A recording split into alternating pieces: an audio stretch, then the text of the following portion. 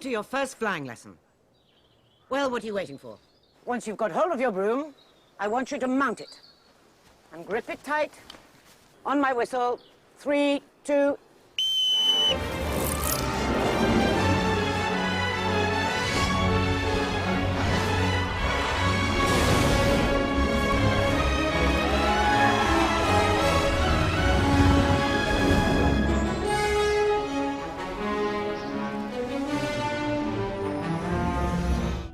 A lot of the flying sequences and dynamic movement sequences are shot using green screen and rig work.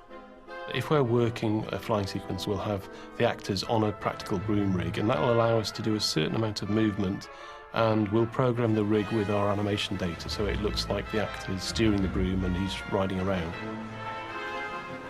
There's some pretty big rigs where these actors had to clamber up and get onto these brooms and fly around.